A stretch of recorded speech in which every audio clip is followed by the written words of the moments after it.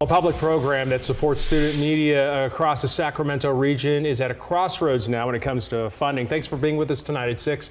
I'm Golston Dart. And I'm Edie Lambert. This program is funded by a small fee on cable bills known as public educational and governmental fees. But with fewer people now subscribing to cable, the county has less money to distribute, and that is now affecting educators and students throughout this region.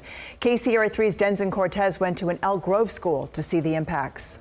3, 2, 1, go. In the heart of Franklin High. Good morning, Wildcats. Room HD8 isn't your typical classroom, but a newsroom in training. Professional day expectation. A newsroom where students learn the ropes early, years before they become a reporter. Because we have hands-on equipment here, hands-on equipment that SECC has provided for us, and they get to come in every day and use state-of-the-art equipment. Dawn Williams heads Franklin High School's media program and is a part of the 110 media teachers receiving funding through the Sacramento Educational Cable Consortium, or SECC. 2 college fairs coming up. These students running a full newscast, meeting deadlines, learning real-world experience. I used to stutter because I was scared of being in front of cameras, but just by talking in front of the camera more and more, it just made me get used to it more. In all my other classes, you're kind of just given a textbook and just learn through reading a book, but this class is really it's an experience. The SECC has been helping school media programs for nearly 40 years in funding, and the hundreds of students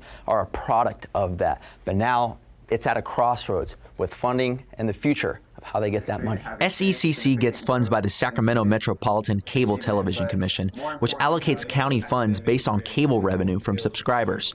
And with more money turning to other media platforms, the money is limited, scaling back on how much they can give to programs like Franklin's. Without their help, we would definitely be in a huge deficit, and we would, I think the clock would definitely be ticking on how long we could sustain that. For teachers like Dawn Williams, that means programs may have to shrink or pay out of pocket personally to sustain, impacting thousands of students across numerous districts. This classroom is so much more than the equipment that we use.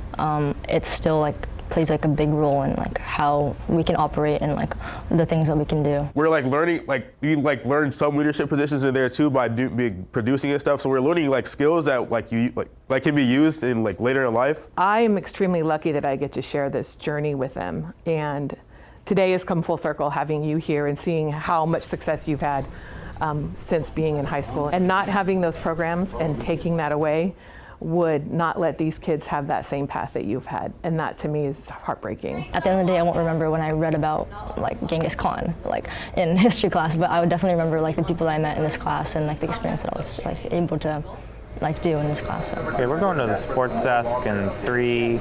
In Elk Grove, from Franklin High School, Denson Cortez, KCRA 3 News.